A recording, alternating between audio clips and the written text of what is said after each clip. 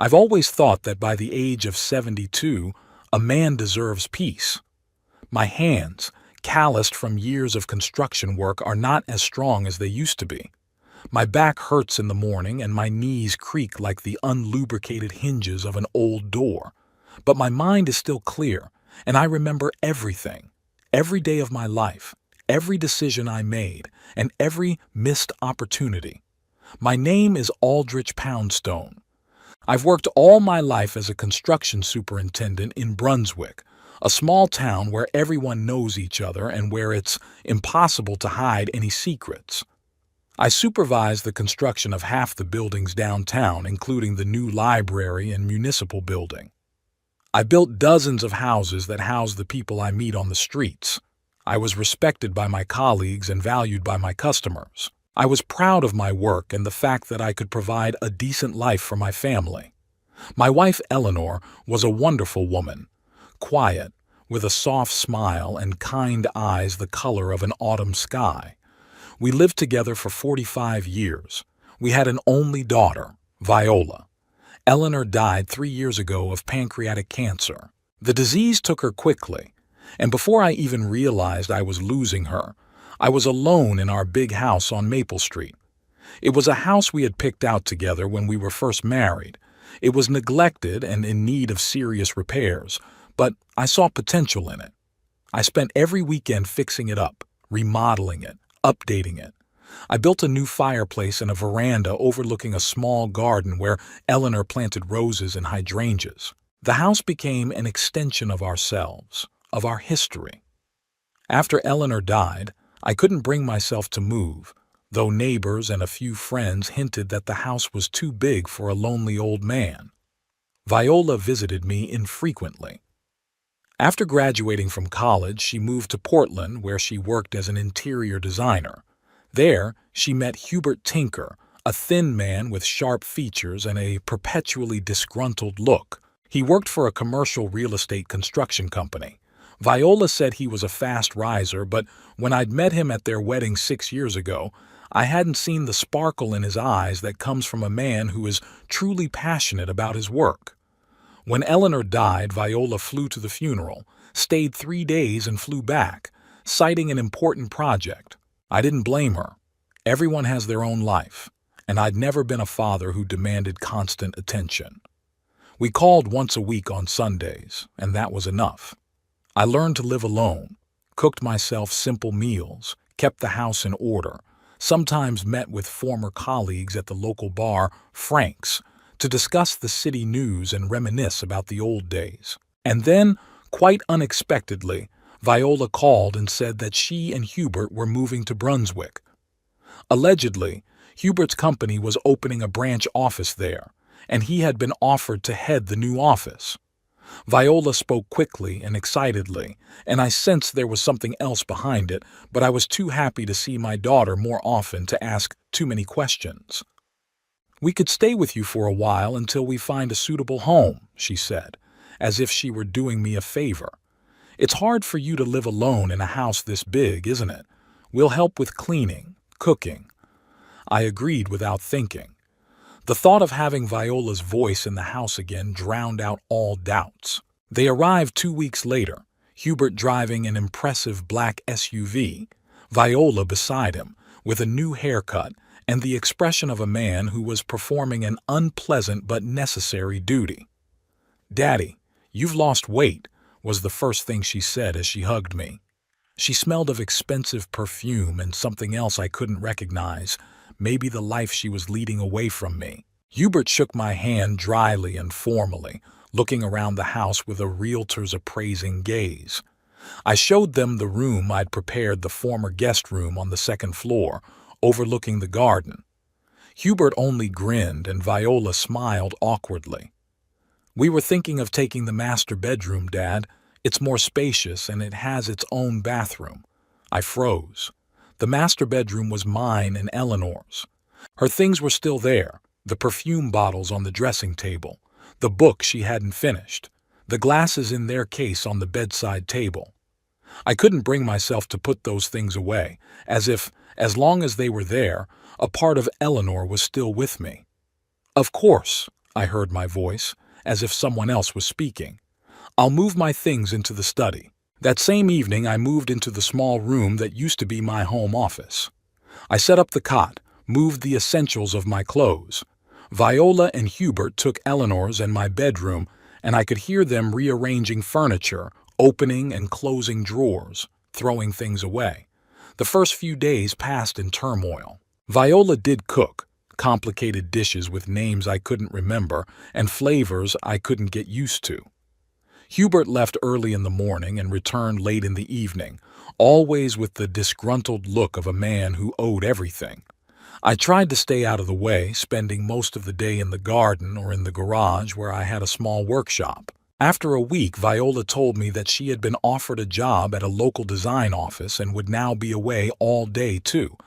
And after another week, I noticed that the refrigerator was increasingly short of groceries and the house was accumulating clutter. "Daddy, could you go to the store?" Viola asked one morning, hurriedly putting on her makeup in front of the mirror in the hallway. "We need milk and eggs and something for dinner, and we're out of laundry detergent too." I, of course, agreed. What's wrong with helping a busy daughter? But gradually, more and more of these requests came. "Daddy, would you please wash my blouses?" "Daddy, could you iron Hubert's shirts?" "Daddy, would you mind vacuuming the whole house today?" I didn't mind. I had nothing better to do, and I was happy to be helpful. But something changed in the tone of these requests. They sounded more and more like orders, and gratitude sounded less and less frequent. One evening, when the three of us were having dinner, a rare occasion when Hubert got home on time, I dared to ask how the search for a place of my own was going. Hubert and Viola exchanged quick glances. "You know, Papa," Viola began, twirling a strand of hair around her finger, a gesture she used to do when she was nervous, "we thought it might make sense to stay here." "Here?" I questioned, feeling something cold clench in my chest. "It's a big house," she continued, avoiding my gaze. "You don't need it alone. And we could help with the bills, the repairs." "Repairs?" I looked around the dining room where every detail had been done by me. "The house is in excellent condition." "Well, that's what you think," Hubert interjected, cutting off a piece of meat as if it were a personal insult. "The roof needs replacing, the wiring is outdated, not to mention the plumbing. This wreck is barely hanging on." I felt myself blush with anger and resentment. "This house will be here 100 years after you rot in the ground, boy," I said quietly. Viola gasped. "Daddy, how can you say that? Hubert is just concerned for your safety. You're an elderly man, so anything can happen." "I'm 72, not 92, I replied, "and I'm perfectly fine." But they weren't listening. Hubert was saying something about the market value of the property in the neighborhood, about how stupid it was to keep such an asset idle, about how, with the money I had, I could move into a full-service nursing home. "A nursing home?" I interjected, not believing my ears. "You want to send me to a nursing home?" "Not now, of course," Viola hurried to assure me. "But we have to think about the future. Your future, Dad." After that dinner, something broke. I began to notice Hubert looking around the rooms, making notes on his phone, discussing remodeling with Viola as if I were no longer there. They were talking about how they would convert my office into a nursery, even though they didn't have children and Viola had never mentioned plans for a baby. Hubert talked about tearing down the wall between the living room and dining room to make a modern open space. I also began to notice how they talked about me, not to me, but specifically about me, as if I were not a person but a piece of furniture. "Your father left the dirty cup in the sink again. He turns the TV on too loud. Have you seen him watering the roses? They'll rot." Gradually, I was removed from making any decisions in the house. Viola stopped asking me what I wanted for dinner. Now she only cooked what Hubert liked. Hubert reprogrammed the thermostat to make the house cooler. He loved the cold, and I had been cold all my life and preferred to keep the temperature up. They started inviting guests, their co-workers and new friends, without telling me. I only found out about an upcoming dinner or party when Viola gave me a list of groceries to buy or asked me to prepare the guest room. "Daddy, would you mind having dinner at your place tonight?" Viola asked one evening. "We're going to have guests from Hubert's company, important people. We'd like to make a good impression." I nodded, swallowing resentment. This was my home, but now I was eating alone in my small room, listening to the clinking of glasses and the laughter of strangers downstairs. Every day I turned more and more into a servant. Laundry, cleaning, cooking, shopping. Everything fell on my shoulders. Viola didn't ask anymore. She left to-do lists on the kitchen table before she went to work. Hubert didn't talk to me at all, just gave me orders without making eye contact. Shirts should be ready by 6, and don't forget the arrows on the pants. I did everything in silence, angry at myself for letting it happen, but unable to change the situation. This was my daughter, my only family. I was afraid I would lose her if I objected. The tension in the house was growing by the day. I could see Hubert and Viola whispering, silent when I entered the room. I could hear them arguing at night, muffled voices coming through the walls. Viola cried often. One day, I noticed a bruise on her wrist, but when I asked, she waved it away. "I hit the door jamb, Daddy. Don't worry about it." I didn't believe it, but I didn't insist. Something told me that their move to Brunswick wasn't about Hubert's career advancement, but about something else. Perhaps it was financial. I'd noticed Viola checking prices at the store, refusing to buy things she would have put in her shopping cart without a second thought. Hubert started coming home more often during the day, talking about working from home, but I never once saw him actually working. He sat in the living room with a glass of whiskey, staring into the space in front of him, or wandered aimlessly around the house, touching things as if estimating their value. The day everything changed, it was raining. I was coming back from the store, soaking wet. My old umbrella had broken halfway through, and I hadn't bought a new one, saving money from my modest pension. Hubert was home, pacing the living room with his cell phone in his hand. He was talking loudly, not noticing me. "No, it won't work that way. I need this deal. You don't understand, I can't—" He noticed me and cut me off abruptly. "I'll call you back." I walked into the kitchen, leaving wet footprints on the floor which I had mopped myself that morning. I was about to go upstairs to change into dry clothes when Hubert appeared in the doorway. "Can't you see what you've done?" He pointed to the marks on the floor. "I'm sorry," I said tiredly. "I'll wipe it up." "Damn old man," he muttered. "You're more trouble than you're worth." I stayed silent, pulling a floor cloth from under the sink. My back ached, my knees ached, and there was a heaviness in my chest that had nothing to do with physical fatigue. "Give it to me!" Hubert suddenly snatched the rag from me, his face contorted with anger. "Is this how you mop the floor?" He threw the wet rag in my face. Dirty water ran down my cheeks, dripping onto my shirt collar. I stood still, feeling the cold droplets roll down my neck, sending an unpleasant shiver down my spine. Not from the cold, but from the humiliation. "Wipe yourself, servant." Hubert's voice rang with anger. "That's what you're here for, to clean up after us. You're no good for anything else, you old git." I raised my hand slowly and wiped my face with the back of my hand. My eyes darkened for a moment, not from weakness, but from a rage that was rising from somewhere deep, from a place I'd long since forgotten existed.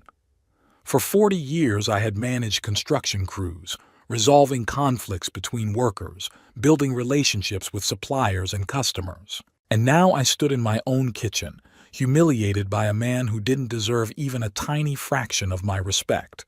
"Hubert," I said quietly, "you've crossed the line." He laughed in my face, and it was worse than an insult. "What line, old man? You're living in my house, eating my food." "This is my house," I interrupted him, feeling my hands shaking. "Every nail, every board in it was made by my hands, and I won't let you." At that moment, Viola entered the kitchen. Her blonde hair was perfectly coiffed, her makeup flawless, but her eyes betrayed fatigue and something else, fear, worry, anxiety. She looked around the kitchen, her gaze lingering on the wet footprints on the floor, on my wet face, on Hubert's angry face. "What's going on here?" she asked in the tone she'd used as a child, trying to sound more mature than she really was. "Your father," Hubert began, but I didn't let him finish. "Your husband threw a rag in my face," I said, looking straight into my daughter's eyes. "Called me a servant. In my own house. I waited for her reaction, outrage, defense, some show of daughterly love. But Viola only sighed tiredly, as if it were just another nuisance in a series of minor domestic problems. "Papa, did you make Hubert angry again?" She spoke as if she were reprimanding a naughty child. "You know he's going through a rough patch at work. He needs to pay attention." Something inside of me snapped. I lost my daughter a lot sooner than that. Maybe when I let her and her husband cross my threshold with those fake smiles and false promises of care. Or even earlier, when, after Eleanor's death, I couldn't find the strength to keep in touch with the only person I'd ever known. "I'll mop the floor," I said quietly, picking up a rag from the floor. "And then we need to talk." Viola and Hubert looked at each other. There was no remorse in their looks, just annoyance and something else I couldn't read. They turned and walked out of the kitchen, leaving me alone with a dirty rag in my hands and a heaviness in my chest. I slowly knelt down and began wiping the floor. My joints protested against this position, but the physical pain was almost a pleasant distraction from the mental pain. I rubbed and rubbed those damned marks, as if I could erase with them the humiliation I'd suffered. When I was done, I stood up, writhing against the pain in my knees, and leaned against the kitchen table. Outside the window, it was beginning to be a spring evening, the soft golden light coloring the treetops, the light breeze ruffling the curtains.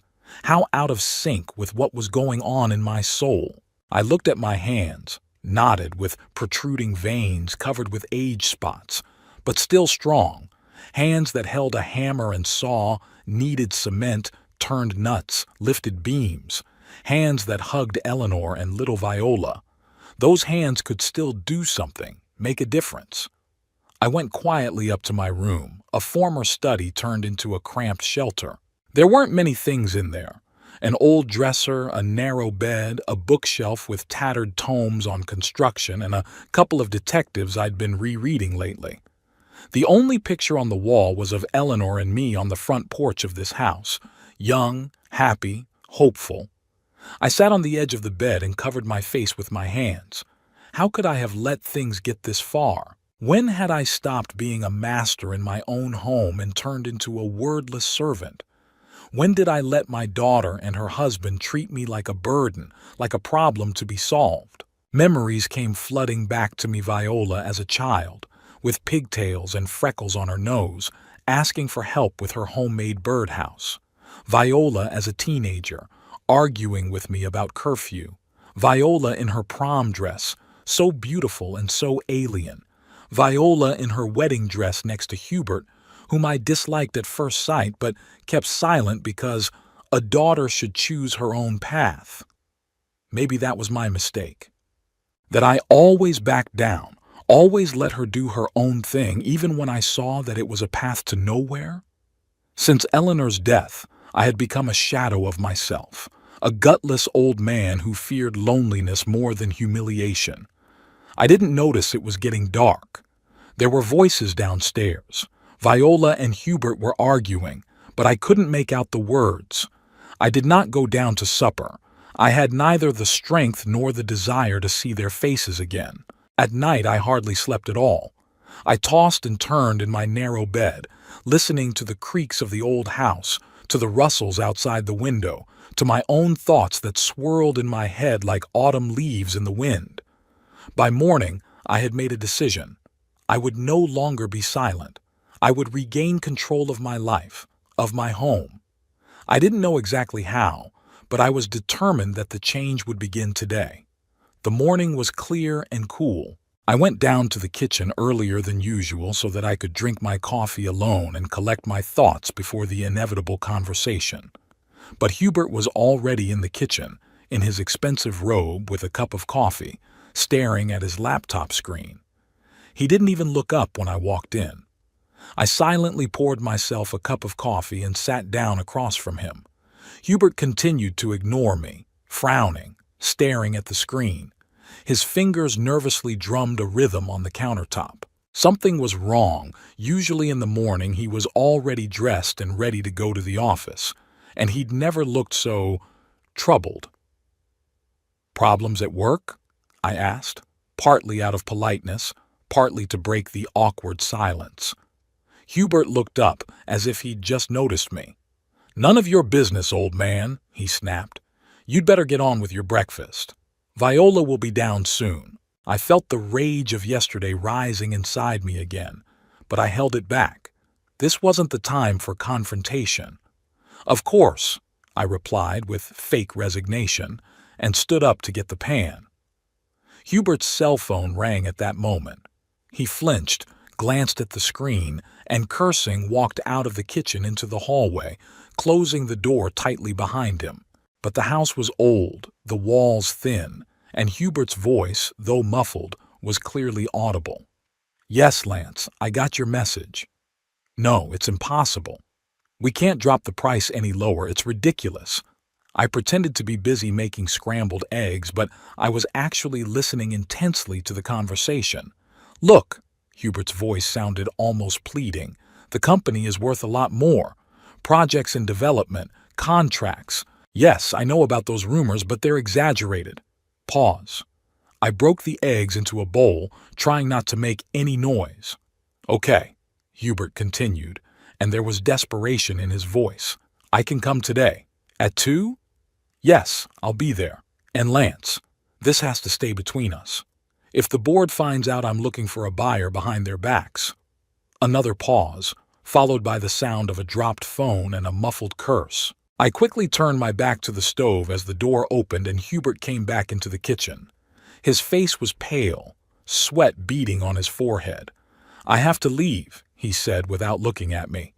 "Tell Viola I'll be back late." He left without waiting for an answer. A few minutes later, I heard the front door slam. Then the engine of his SUV rumbled.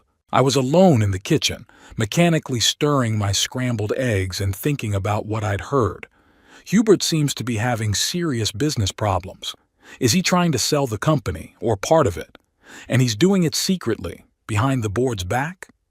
That would explain his nervousness these past weeks, the sudden absences, the constant whispered phone calls. Viola came down 15 minutes later, already dressed for work with her purse over her shoulder. "Good morning, Daddy," she said as she entered the kitchen. Her voice sounded strained. "Where's Hubert?" "He's away on business," I answered without turning around. "He said he'd be back late." Viola sighed and sat down at the table. I put a plate of scrambled eggs and toast in front of her and poured fresh coffee. We ate in silence, avoiding looking at each other.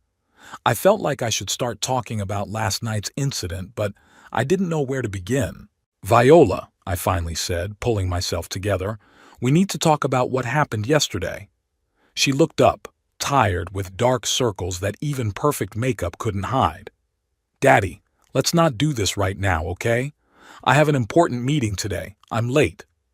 "No," I said firmly. "Not now. I can't take it anymore, Viola. The way Hubert treats me in my own home. The way you let him do it." Viola put down her fork and leaned back in her chair. "What do you want me to say, Papa? An apology? Well, I apologize for Hubert. He can be, abrupt. But you have to understand, he's going through a very difficult time." "I don't want an apology," I interrupted. "I want respect. I want you to stop treating me like a servant. I want to know what's really going on, Viola. Why did you move to Brunswick? What happened in Portland?" Viola turned pale and averted her eyes. "I don't know what you mean," she said, but her voice trembled. "Hubert has been offered a position here. I told you. Stop lying." I didn't raise my voice, but There was a steely note in it that I hadn't heard myself say in a long time. I know Hubert's in trouble with the company. He's trying to sell it, isn't he? And he's doing it in secret. What's wrong, Viola? Did he do something? Viola jumped up, knocking over her coffee cup. The dark liquid spread across the table, dripping onto the floor. Were you eavesdropping? Spying on him? She was furious, but behind that fury I saw fear. How dare you? I was not spying, I answered calmly. Hubert spoke loudly enough. And don't change the subject, Viola. I have a right to know what's going on in my house. Viola raked her purse and keys from the table. You don't understand anything, Papa. You live in your own little world thinking only of your own comfort, your own grievances. We have real problems.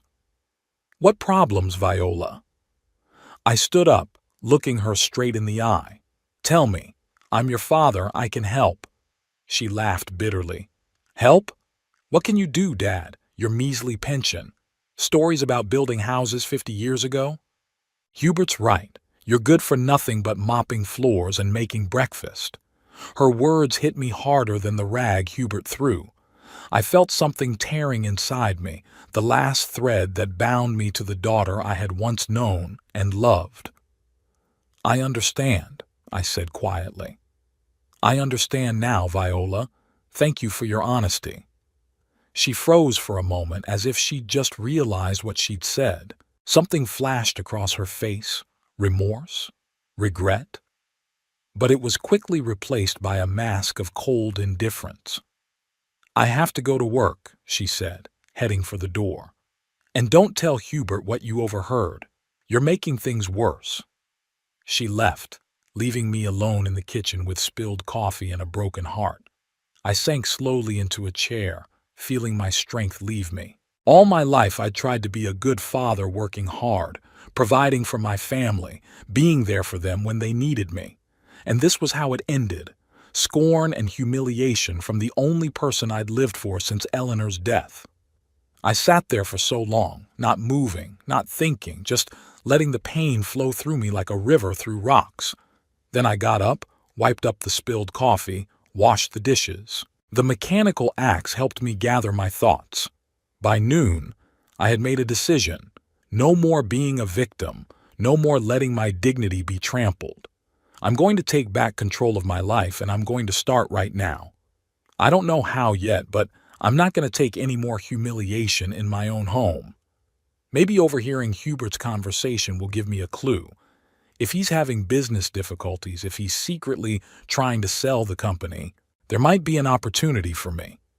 I went up to my room and pulled a metal box of important documents and bank statements from under my bed. After Eleanor died, I was left with a good amount of money from the sale of our share of the family business.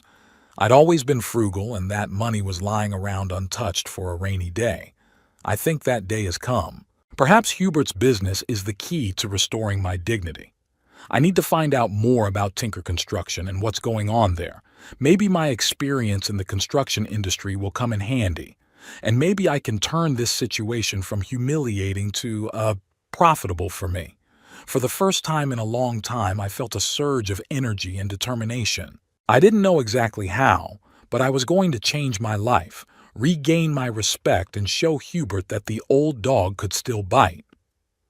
After that conversation with Viola, I spent a few days thinking about the situation.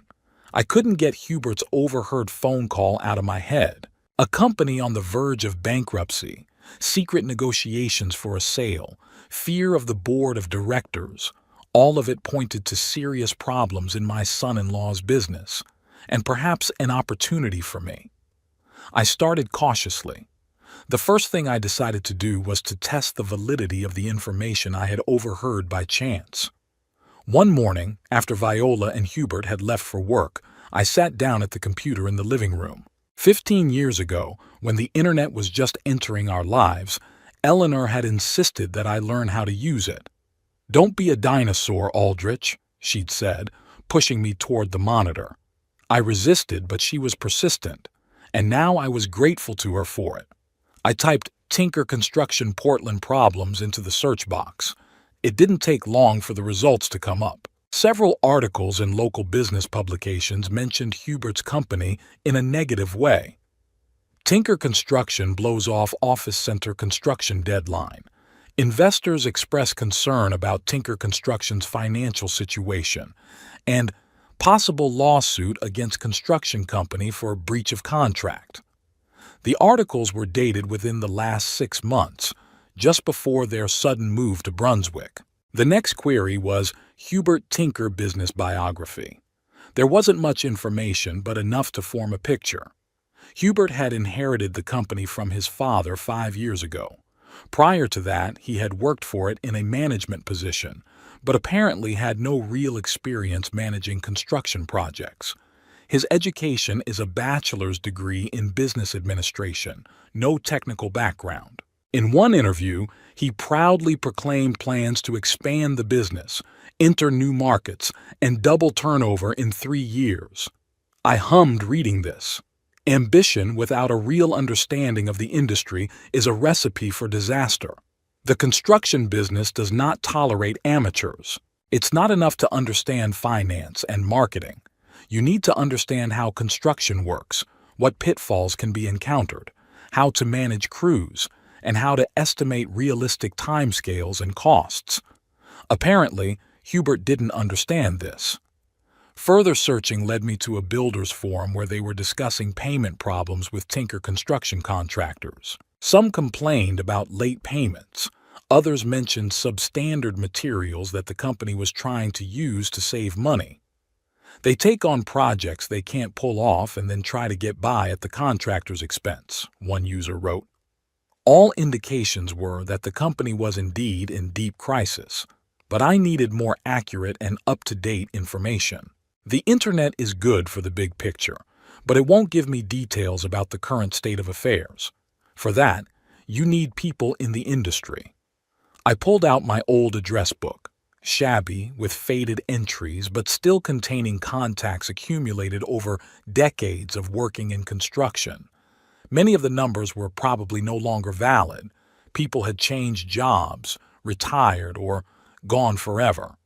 But some connections I kept in touch with. First on my list was Frank Abbott, an old friend and colleague of mine with whom we started our careers at the same construction company. Unlike me, Frank didn't stay a foreman.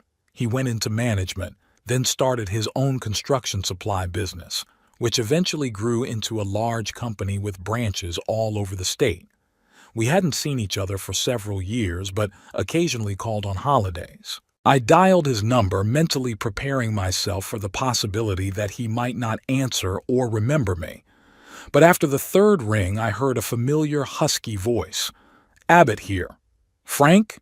It's Aldrich Poundstone." A pause, then a surprised exclamation. "Aldrich? Damn old fox, it's been a long time. How are you, buddy?" Frank's voice sounded just as I remembered it, loud with a characteristic chuckle at the end of phrases. It brought back memories of our younger years, when we worked together on construction sites, shared lunches, argued about the best ways to pour foundations, and drank at Mike's bar on Fridays. "Alive and well, as you can see," I replied, feeling a smile involuntarily appear on my face. I decided to call an old friend. It's been a long time since we talked. It had been a long time. Since Eleanor's funeral, I think. There's a note of sadness in Frank's voice. "I'm sorry I don't call much. Things, grandchildren, you know." Of course I understand. I wasn't much better at keeping in touch myself. "How's business?" "Oh, it's been slow. My son runs most of it now. I just advise him sometimes. I'm going to retire next year. I'm sick of it. How about you? Still in the same house?" "Yeah, still there. Only now I'm not alone. My daughter and her husband moved in with me recently." "Ma." "Oh, that's good," Frank said approvingly. "It must have been hard to be alone." I hesitated, not knowing whether to get right to the point or to make small talk. But Frank was always perceptive. "Okay, Aldrich, I've known you for 30 years. You didn't just call for a chat. What's up?" I breathed a sigh of relief that Frank had saved me the trouble of going around the bend. "You're right, Frank. I need information." about a construction company called Tinker Construction. You ever heard of it? There was a pause on the other end of the line, then Frank asked cautiously, "Why do you want to know?" "My daughter's husband is Hubert Tinker, the owner of this company." "Oh," Frank said, and I heard a strange intonation in his voice. "And what exactly are you interested in?" "Everything," I answered honestly. "Financial situation, reputation in the market, projects, problems. I have reason to believe that not everything is as smooth as they try to show." Frank whistled quietly. "You surprise me, friend. I never thought you were interested in corporate intrigue." "Life has made me do it," I replied briefly, not going into details about our family situation. "Okay," Frank said firmly. "Let's meet. You don't discuss these things over the phone. I'm just outside Brunswick right now, inspecting our branch. I can stop by this afternoon. Would 4 o'clock be okay with you?" I did a quick calculation. Viola was usually back after 6, Hubert even later.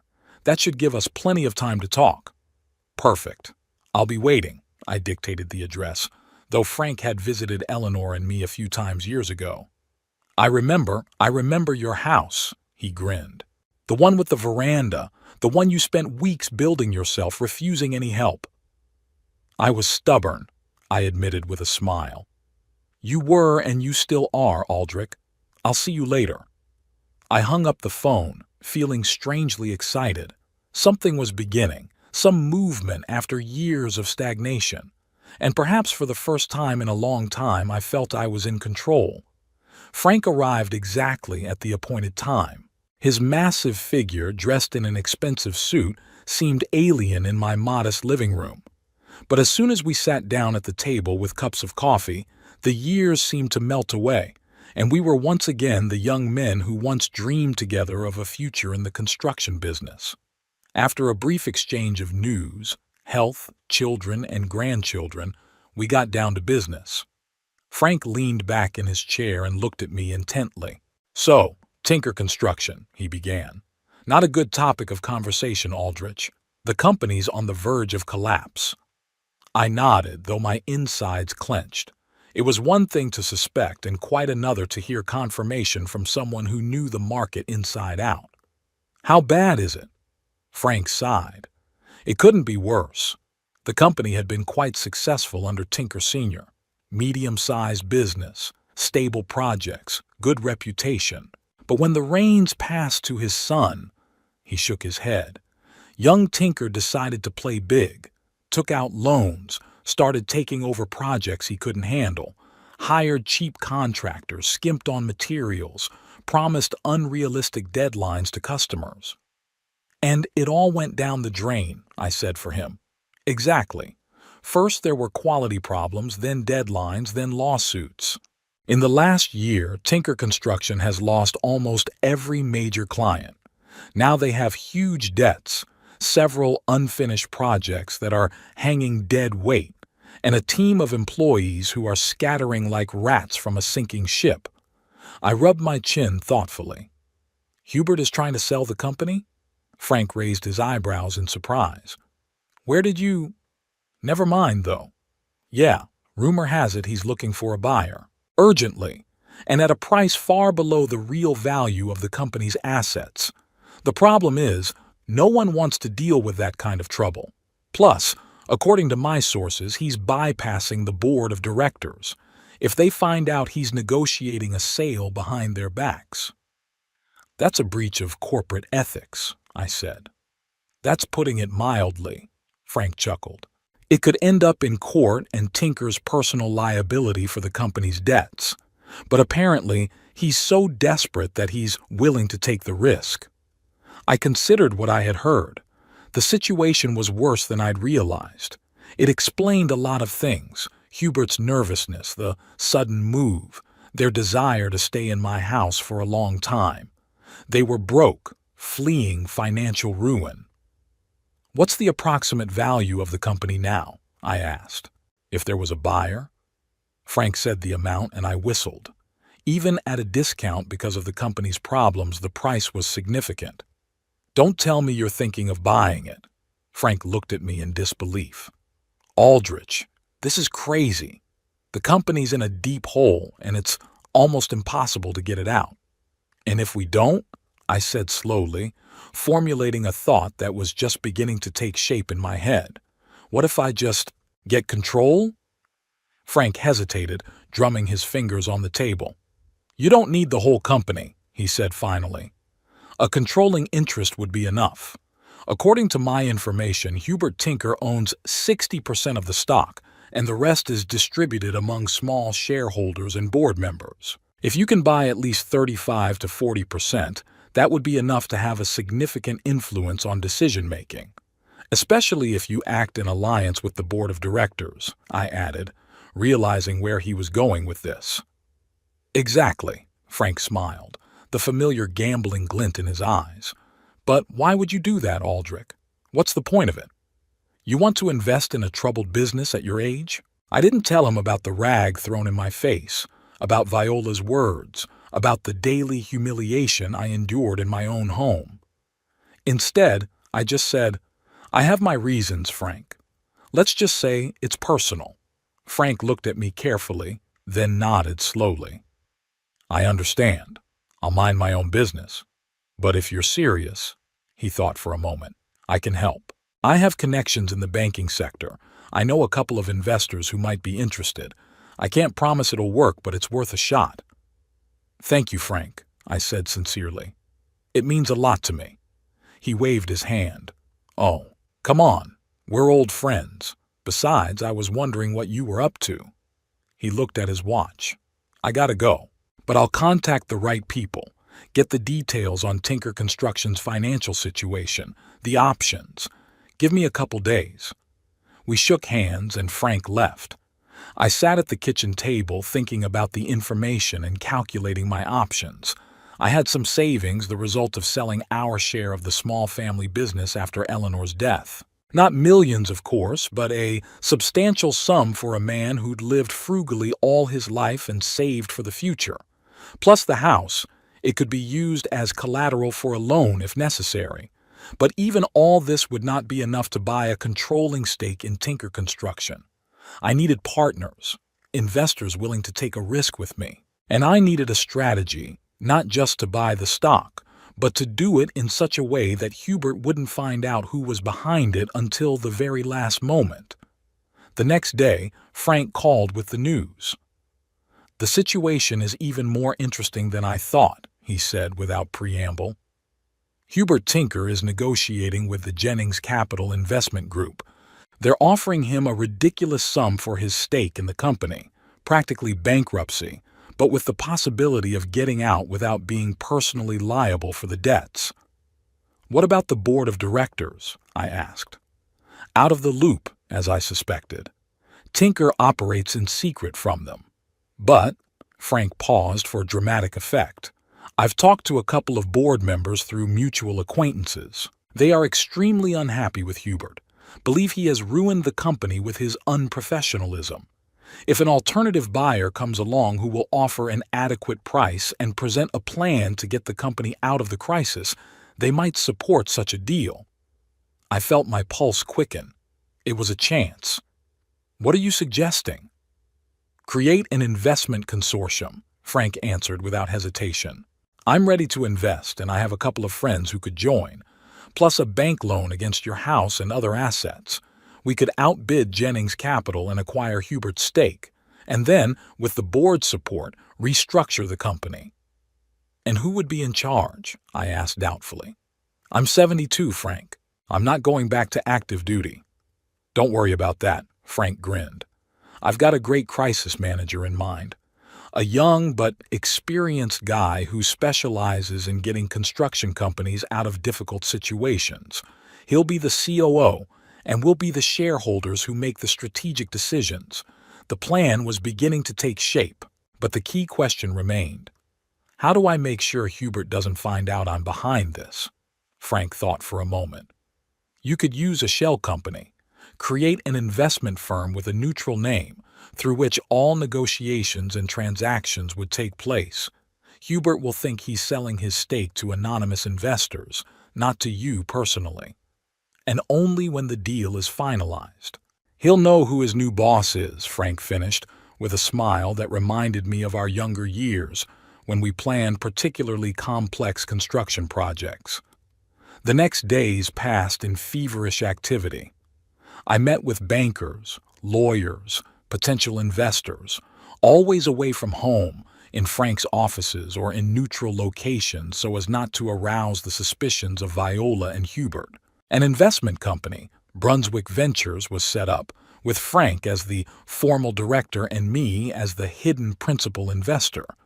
We put together an offer, slightly higher than Jennings Capital but still favorable to us, given the real value of the company's assets. Frank, through proxies, held preliminary talks with members of Tinker Construction's board of directors, gaining their support. They were prepared to block the Jennings Capital deal and support ours if Hubert did decide to bring the matter to the board. But the main bet was that Hubert, cornered by financial problems and fear of possible legal repercussions, would agree to our deal without attracting the attention of the board. He wanted to get rid of his sinking business quickly and quietly, and we were giving him that opportunity. The bank approved a loan against my house and savings. Frank and 3 other investors he brought in contributed their shares. The money was deposited into the Brunswick Ventures account and we were ready to make a formal offer. The evening before the crucial day when our offer was to be sent to Hubert, I sat in my small room looking at Eleanor's picture. What would she say about my plan? Would she approve or think it too risky? I don't know, but I felt I was making the right choice. It wasn't just about avenging Hubert's humiliation. It was about self-respect, about regaining control of my life, and perhaps a chance to save the company that Hubert's father had founded and that Hubert himself had brought to the brink. The morning began with a phone call. I had just had time to pour myself my first cup of coffee when the shrill sound of an old telephone rang out. Viola and Hubert had already left for work and the house was quiet. "Aldrich, it's Frank. Ready for the big day?" My friend's voice sounded cheerful, with a note of excitement I hadn't heard in years. The enthusiasm was contagious. "Ready as I've ever been," I replied, surprised at my own determination. "Good. I just talked to our lawyer. All the documents are ready.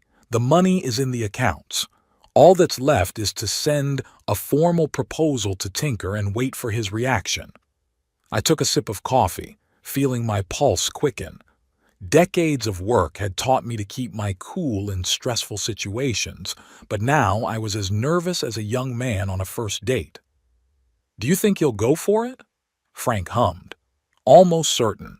According to my sources, Jennings Capital lowered their offer at the last minute, citing additional risks, and Tinker's on a deadline, with creditors closing in.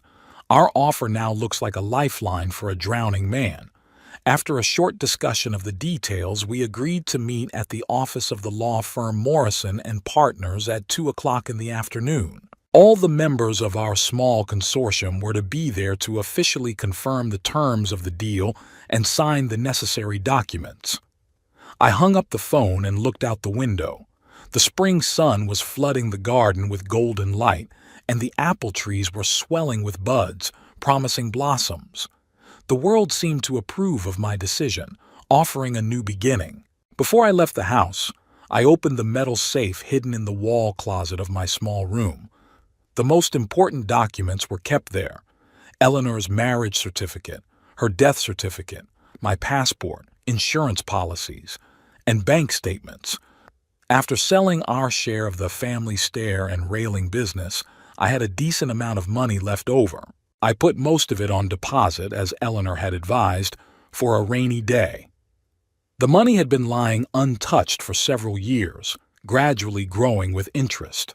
Now it was time to use it. I pulled out the last statement, scrutinized the amount. Together with the loan the bank had approved against the house, it should have been enough for my share of the deal. Frank and the other investors he'd brought in would contribute the rest. The Morrison and Associates office was in a modern glass and concrete building in the business district of Brunswick. I was a little nervous entering the cool lobby. I hadn't been in a place like this in a long time. My work clothes for most of my life consisted of jeans, a flannel shirt, and heavy boots. Today I wore the only suit I'd bought for Eleanor's funeral. Dark blue, a little baggy, but presentable enough. The secretary ushered me into the spacious meeting room, where the rest of the meeting was already assembled. Frank, in an expensive, needlepoint suit, was chatting animatedly with a thin man with glasses, our lawyer, Jeffrey Morrison. In the corner sat three other men of varying ages, the investors Frank had attracted. "There's our main investor," Frank exclaimed when he saw me. "Meet Aldrich Poundstone, a legend in the Brunswick construction business." I shook the outstretched hands in embarrassment, feeling a little out of place among these men in expensive suits with confident manners. But they treated me with respect, especially when Frank spoke briefly about my experience in construction. "Mr. Poundstone," Morrison said to me, "all the documents have been prepared as we agreed. You are contributing 30% of the total deal, and the rest will be split among the other investors. Officially, the buyer is Brunswick Ventures, in which you are the largest shareholder, but you don't appear in the public records." I nodded. It was the structure of the deal that kept me anonymous until the right time. "What about the board of directors of Tinker Construction?" I asked. "Would they support our deal?" "We've had preliminary talks," replied one of the investors, who introduced himself as Daniel Brooks. "Most of the board members are in favor of the ownership change. They realize that Hubert Tinker has brought the company to a dead end. The only condition is that the key employees keep their jobs and continue their current projects." "That's reasonable," I agreed. "We're not planning layoffs or radical changes at first. First, we need to stabilize the situation, deal with debts, regain the trust of clients and contractors." Everyone nodded and we went over the details. Morrison laid out the multi-page contracts on the table, explaining each clause. I listened intently, asking questions, making revisions. Decades of working as a foreman had taught me to read contracts and spot the pitfalls. After 2 hours of discussion and adjustments, the documents were ready to be signed. I took out my checkbook and wrote a check for an amount that seemed astronomical to me yesterday. Now, I felt a strange calmness, as if this money had always been intended for this very purpose. "Congratulations, Mr. Poundstone," Morrison said, accepting the check. "You have just taken the first step toward acquiring a controlling interest in Tinker Construction." "The first, but not the last," I said. "We still have to get Hubert's approval." "Oh, I'll take care of that," Frank smiled. "I'll send him a formal proposal today on behalf of Brunswick Ventures. We'll see how quickly he responds." It turned out to be very quick. The very next day, Frank called me with the news. Tinker had taken the bait, he excitedly announced. His lawyer had contacted Morrison and said they were interested in principle in the offer, but wanted to discuss some details. That's standard wording for, "Yes, we're in, but we'll try to negotiate better terms." "What's next?" I asked, feeling my heart start to beat faster. Morrison had set up a meeting for tomorrow at 11 in the morning at their office. Tinker's lawyers will be there, possibly himself. We'll have Morrison, myself, and a couple other investors. You'd better not show your face so you don't spook the game. I agreed, though part of me longed to see Hubert's face when he realized he'd walked into a trap. But the time for that hadn't come yet. The waiting was excruciating. I couldn't find a place to be, wandering aimlessly around the house trying to read but unable to concentrate. Viola and Hubert, returning from work, didn't notice my condition. They were too busy with their own problems. Hubert looked tense, often answering the phone, going into the other room. Viola cast anxious glances at him, but did not ask questions in my presence. Finally, toward evening the next day, the long-awaited call came. "We have a deal," Frank announced triumphantly. "Tinker has agreed to all our terms. He is desperate for money and wants to close the deal as soon as possible." "What did he look like?" I couldn't resist asking. Like a man who had just avoided bankruptcy, Frank grinned, relieved, but wary. He'd asked several times who was behind Brunswick Ventures, but Morrison had evasively replied that it was a group of local investors interested in growing the construction business in the region. Technically, that's true. When's the signing? The day after tomorrow, 10 a.m.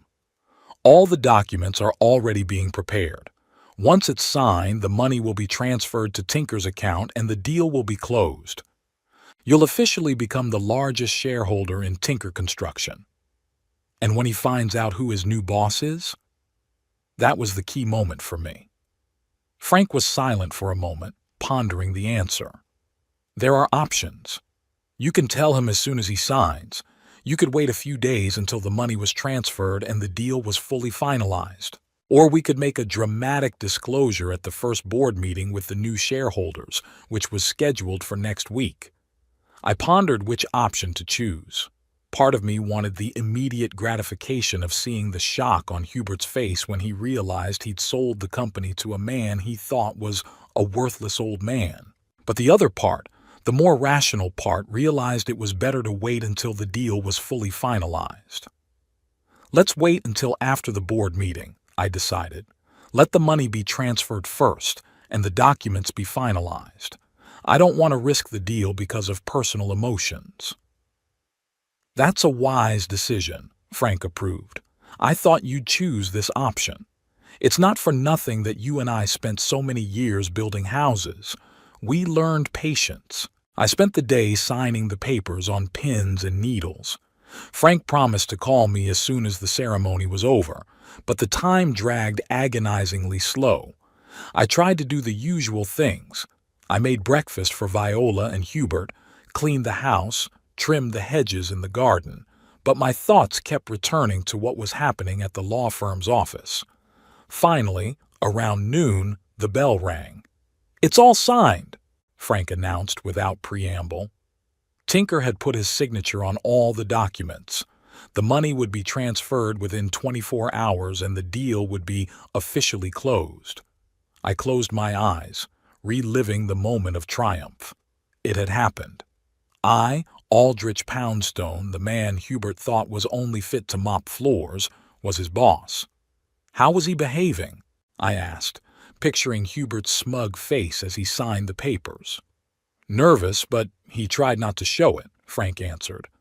I reread the contract several times, asking questions of the lawyers, but when it came to signing, he didn't hesitate for a second. You can see that he really needs the money. What about his position in the company? According to the terms of the contract, he will remain general director for another 3 months, a transitional period. Then the board of directors will decide whether to extend his contract or not. Given that we now control the board, Frank was meaningfully silent. I understand. I nodded, though I couldn't see him. Then I have 3 months to decide his fate. Exactly. In the meantime, he has no idea who his new boss is.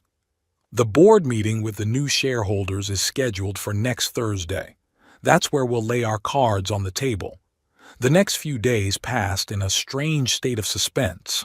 I continued to play the role of the dutiful father-in-law, doing the household chores Viola and Hubert had assigned me. But inwardly, I felt a change. The humiliating demands were no longer bitter. Now I saw them as the last manifestations of the power Hubert would soon lose. It was like watching a play in progress, knowing an ending that was unknown to the actors. Hubert became noticeably cheerful after signing the deal. He came home with a bottle of expensive whiskey and proposed a toast to new opportunities.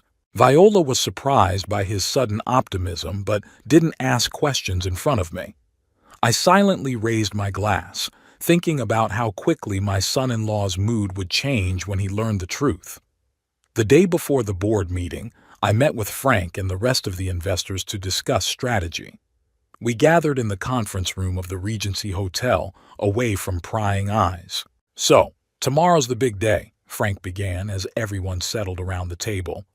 "Hubert Tinker will finally find out who his new boss is. But before we get to the personal stuff, let's talk about the company's strategy. The next 2 hours were devoted to business issues, how to stabilize the financial situation of Tinker Construction, which projects to continue and which to freeze, how to restructure debts, how to regain the trust of clients and contractors. I listened attentively and made suggestions based on my many years of experience in construction. Despite my age, I still had a good understanding of the industry. I knew its pitfalls and opportunities. Now, on a personal note, Frank said when the business part was over, how exactly are we going to let Tinker know who has become the company's largest shareholder? All eyes turned to me. I had already given it a lot of thought and had come to a definite decision. Without any unnecessary drama, I said. At the beginning of the meeting, Frank will introduce all the new shareholders, including me. Let Hubert realize the situation. I'm not going to make a scene or publicly humiliate him the way he humiliated me. It will be enough to see the look on his face when he realizes what has happened. The investors nodded, approving of my approach. None of them knew the full backstory of our relationship with Hubert, but Frank let them know that I had personal motives for this deal. What about his future in the company? Daniel Brooks asked. We've stipulated a 3-month transition period, but then what? Given his incompetence, I would recommend finding a new CEO, I wondered. Revenge was sweet, but business is business. We had invested heavily in this company and wanted to see it succeed. Let's see how he performs in these 3 months, I replied. If he can work under our guidance, follow the strategy we define, maybe he should be given a chance. If not, we'll look for a replacement. That's a reasonable approach, Frank agreed. After all, our goal is not to destroy the company, but to save it and make it profitable. When I returned home after the meeting, I found Hubert in the living room with a glass of whiskey. He looked unusually pensive. "Good evening, Aldrich," he greeted me with unexpected politeness. "How was your day?" "Not bad," I replied, surprised by his tone. "And you?" "Interesting." He took a sip of whiskey. "There's an important board meeting tomorrow. We'll meet the new shareholders of the company." "That's how it is," I tried to speak neutrally. "It sounds important." Hubert nodded, unaware that I knew a lot more about the deal than he realized. "You know, Aldrich," he said abruptly, "I may have been a little too harsh with you lately. Work, stress. But things are going to get better now. I have new opportunities, new perspectives." I could hardly contain a chuckle. If only he knew what prospects awaited him tomorrow. "Good for you, Hubert," I said sincerely. And it was true. I was glad to be able to teach him a lesson in respect at last. That night I couldn't sleep for a long time. My thoughts revolved around the day ahead, around the entire journey that had brought me to this moment, from humiliation to victory, from powerlessness to control. But there was also sadness that my own daughter had become a stranger, that she had chosen her husband's side over her father's. Perhaps tomorrow would also be a turning point in my relationship with Viola. In the morning I dressed especially carefully, the suit I wore only for important meetings, a fresh shirt, polished shoes. When I looked at myself in the mirror, I saw not the gutless old man I had felt a few weeks ago, but a man with dignity and strength. A man who would not let anyone else throw a dirty rag in his face. I went down to breakfast where Hubert was already finishing his coffee, getting ready for the very board meeting that would change his life. He was dressed in an expensive suit, his hair carefully styled, but there was tension in his eyes. He didn't yet know what was in store for him, but he might have sensed something. "Have a good day, Hubert," I said, pouring myself a cup of coffee. "I hope the meeting goes well." He gave me a strange look, as if surprised by my friendly tone, but nodded and left the kitchen. A minute later I heard the front door slam, then the engine of his car start. I waited 15 minutes to make sure he wasn't coming back for something he'd forgotten. Then I left the house myself. Frank was supposed to pick me up at the street corner so Viola wouldn't accidentally see us together from the window. Frank's car, a black Mercedes with tinted windows, was already waiting for me. I sat in the front seat, feeling the adrenaline rush through my veins. "Ready for the big exit?" Frank asked with a smile. "More than ever," I answered, looking ahead at the road that led to the Tinker construction office, where not just revenge was waiting for me, but justice, restoration of my dignity. The Tinker construction office was in a 3-story brick building in the business district of Brunswick. It was nothing special, a standard 80s commercial building with large windows and a minimalist facade. The inside was just as impersonal: gray carpeting, white walls with a few construction project posters, boring office furniture. It didn't look like a company that had been around for over 30 years and once had a solid reputation in the construction industry. Frank parked his Mercedes in the parking lot in front of the building. Hubert's car, a black SUV, was already parked there. I felt my pulse quicken. "He's already here," I said, nodding at my brother-in-law's car. "Great." Frank looked at his watch. "We have 20 minutes before the meeting starts. The other investors should be here any minute." We got out of the car and headed toward the entrance. I walked slowly, trying to look confident, even though I was trembling with excitement inside. I'd imagined many times over the past few days how I'd enter the conference room, how I'd see Hubert's face when he realized what had happened. But reality is always different from fantasy. We were greeted in the lobby by a young receptionist who smiled politely at Frankie had been here before during the negotiations. "Mr. Abbott, hello.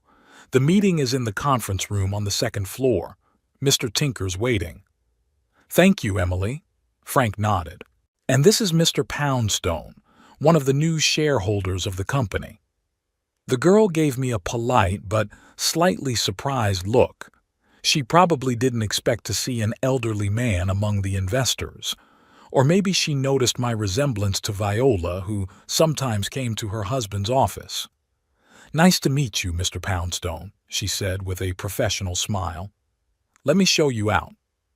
We went up to the second floor. On the way, we met several other investors from our group, all in expensive suits with leather briefcases, exuding the confidence of people accustomed to business negotiations. They greeted me with nods and handshakes as if I were an equal. The conference room was a large room with a long, dark wood table and leather chairs. On the walls hung pictures of completed Tinker construction projects, office buildings, apartment complexes, shopping centers. As a builder, it was obvious to me that most of these projects had been built under Tinker Sr. before Hubert took over the company. Hubert was standing at the window talking to 2 male board members. He looked tense, but tried to keep a confident demeanor. When he heard the door open, he turned around and his gaze slid over the entrance. When he saw Frank, he nodded. They'd already met in the negotiations. Then his gaze shifted to me, and for a moment there was a look of bewilderment in his eyes. "Aldrich?" His voice sounded confused. "What are you doing here?" Before I could answer, Frank stepped forward.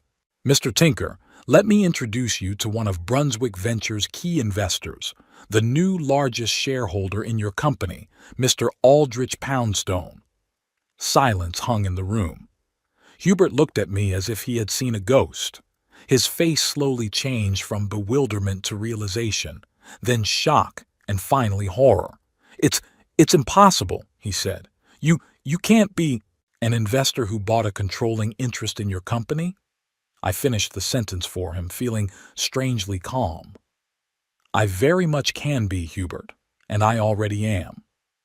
Hubert looked from me to Frank, then to the other investors as if looking for a rebuttal, a hint that this was a joke, but all the faces remained serious. "This is absurd," his voice sounded hoarse. "You don't have that kind of money. You're a pensioner, "A man who has worked and saved all his life," I replied calmly. "I also have friends who believe in my experience and business acumen. We formed an investment consortium specifically to buy your company, Hubert." One of the board members, an older man with gray hair, cleared his throat. "I think we should start the meeting, gentlemen," he said, pointing to his watch. "We have a full agenda." We settled around the table. I took a seat across from Hubert, who still looked shaken. His hands trembled slightly as he opened a folder of documents. The chairman of the board, the same gray-haired man, began the meeting with the formalities of welcoming us, approving the agenda and introducing the new shareholders. Hubert sat on pins and needles, casting me glances of confusion, anger, and fear. Then the discussion of the company's financial situation began. The numbers were disappointing. Debts, missed deadlines on projects, disgruntled clients, lawsuits from contractors. Hubert tried to explain the situation with temporary difficulties and unfavorable market conditions, but his arguments sounded unconvincing. "Mr. Tinker," I intervened when he finished his explanation, "let's call things by their proper names. The company is on the verge of bankruptcy, not because of market conditions, but because of incompetent management. You took on projects you couldn't pull off, hired cheap contractors, saved money on materials, promised unrealistic deadlines to customers. The result is consistent." Hubert turned black. "You have no right to say that. You don't understand anything about the modern construction business. You're just an old man who has worked in construction for 40 years, I interrupted him calmly. Who managed the construction of half the buildings in downtown Brunswick? Who knows the industry inside out, not from business school textbooks?" The board members and other investors watched our verbal altercation intently. I felt their support. They already knew about my experience and reputation in the construction industry. "I have a business school degree," Hubert parried, trying to maintain his dignity. "I studied modern management, marketing, finance, but not construction," I said. "Not how to pour foundations, how to calculate loads, how to assess the quality of materials, not what makes a construction company successful." Hubert opened his mouth to object, but the chairman interrupted us. "Gentlemen, let's get back to the agenda. We are not here to argue, but to discuss the future of the company." I nodded, recognizing his point. Revenge was sweet, but business is business. We had invested heavily in this company and wanted to see it succeed. Frank presented our plan to get the company out of the crisis, restructuring debt, focusing on completing current projects instead of chasing new ones, returning to the high-quality standards Tinker Construction had once been known for. "What about the company's leadership?" one of the board members asked, looking at Hubert and me. "Under the terms of the contract, Mr. Tinker will remain CEO for another 3 months, a transition period," Frank replied. "Then the board would decide whether to extend his term or appoint a new CEO." Hubert looked as if he had been slapped in the face. He had clearly not expected his position in the company his father had founded to be jeopardized. "You can't just take me out," he said hoarsely. "I'm Tinker. This is my company." "Used to be yours," I corrected gently. "Now we have controlling interest, and the board of directors will make decisions based on the interests of the company, not your name." The meeting lasted another hour. We discussed concrete steps to stabilize the financial situation, interaction with creditors, strategy of work with clients and contractors. Hubert hardly participated in the discussion. He sat there, immersed in his own thoughts, occasionally throwing hateful and bewildered glances at me. When the meeting was over and most of the participants had left the room, Hubert approached me. His face was pale but determined. "Why did you do it?" he asked quietly. "Was it to get back at me? Because of that stupid rag story?" I looked him straight in the eye. "Not just because of the rag, Hubert. Because of all the days you treated me like a servant in my own house. The way you talked about me to Viola like I was nothing. Because of your arrogance and contempt. But most of all, because I watched you destroy the company your father spent decades building. A company that deserves a better leader. You ruined my life," he hissed. "Do you understand that?" "No, Hubert," I shook my head. "I saved your company from bankruptcy, gave you a chance to right your wrongs, And I taught you a lesson you should have learned a long time ago. Treat people with respect, no matter what their age or position. You never know who's going to turn out to be your savior or your boss." Hubert clenched his fists but held back. Perhaps for the first time in his life, he realized that he couldn't always get what he wanted simply because he thought he was superior to others. "What are you going to do next?" he asked tensely. "Are you going to fire me? Kick me out of the house?" I wondered. Revenge was sweet, but that wasn't my ultimate goal. "That's up to you, Hubert," I answered. "The next 3 months will show whether you are capable of learning and changing, whether you can work for the good of the company and not just for your own ego. If so, you may have a future at Tinker Construction. If not, we'll find someone more suitable." "And what about the house?" "The house is mine, and it will stay mine," I said firmly. "But I'm not going to throw you and Viola out on the street. You can live there until you find your own place. On one condition: respect, to me and to my house." Hubert stared at me in silence, digesting what I had heard. Finally, he nodded, not agreeing but acknowledging the new reality. "Does Viola know?" he asked. "No," I answered. "But she would find out tonight." I left the conference room, leaving Hubert alone with his thoughts. Frank was waiting for me in the hallway. "How'd it go?" he asked with a smile. "Did you get satisfaction?" "More than I expected," I admitted. "But that's just the beginning. Now we really have to save the company." "With your experience and our resources, we can do it," Frank said confidently. "What about Hubert?" "We'll give him a chance," I said. "If he can put his ego aside and work for the good of the company, let him stay. If not, we'll find a replacement." On the way home, I thought about my upcoming conversation with Viola. How would she react?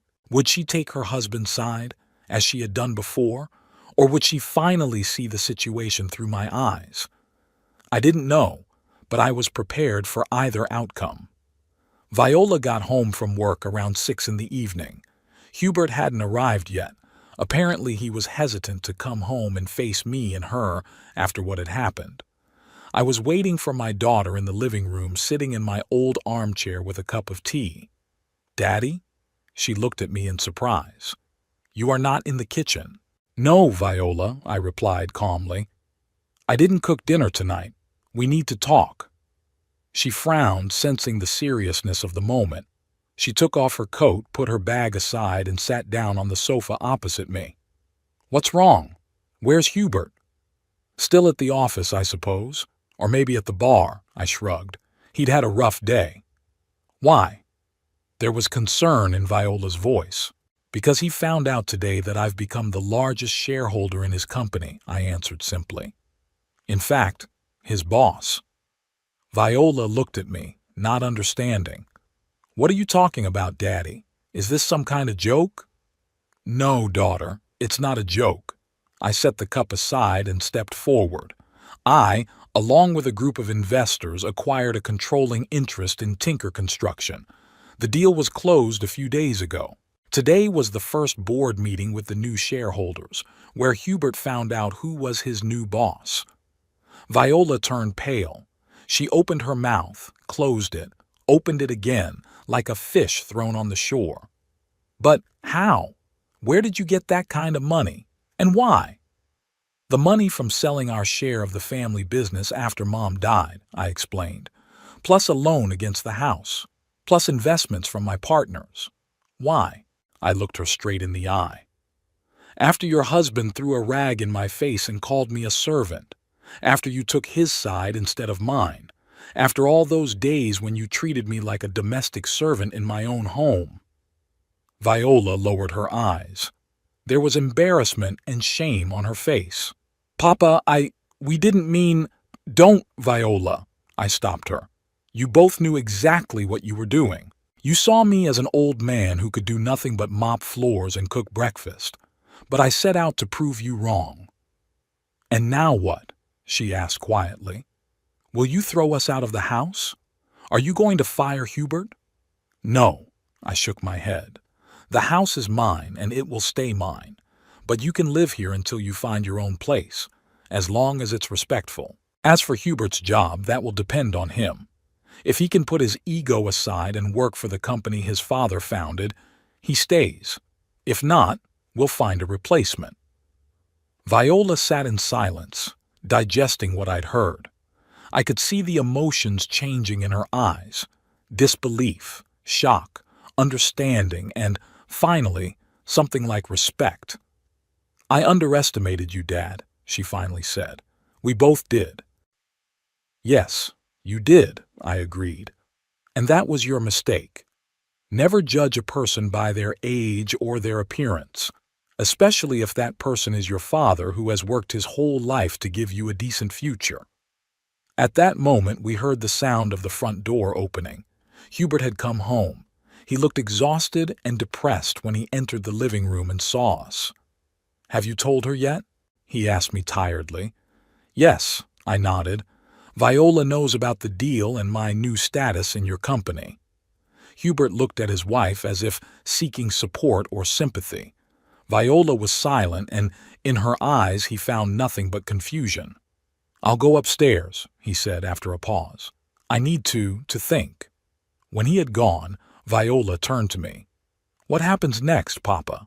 "Life, Viola," I answered simply. "A life where everyone gets what they deserve. A life where respect is earned, not demanded.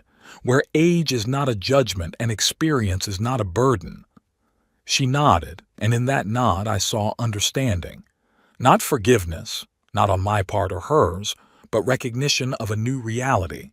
A reality in which I was no longer an unwilling shadow in my own home, and she was no longer a little girl who could offend her father and expect unconditional forgiveness.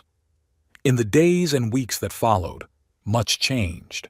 Hubert no longer gave me orders, no longer demanded that I make breakfast or iron my shirts. He was distant but polite, like a man who still couldn't quite believe what had happened. Viola became more attentive and caring.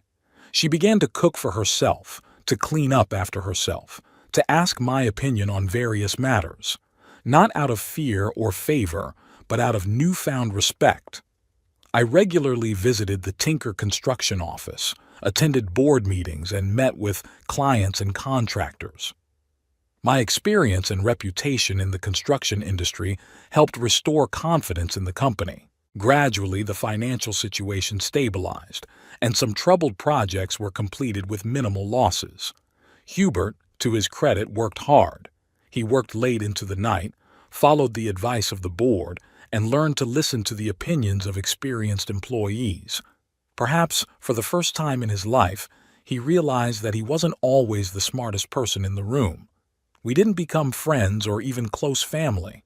A wall of past hurts and humiliations remained between us, but we learned to coexist, as business partners, as people bound by common interests and family ties, and I regained my self-respect and my independence. I no longer felt like a useless old man, a burden to those around me. I was Aldrich Poundstone again, the man who had built half the buildings in Brunswick, who had lived a decent life and earned respect. And it all started with a dirty rag thrown in my face. Who would have thought that humiliation could be the beginning of rebirth? That at 72, life could offer a fresh start, new possibilities, new meaning.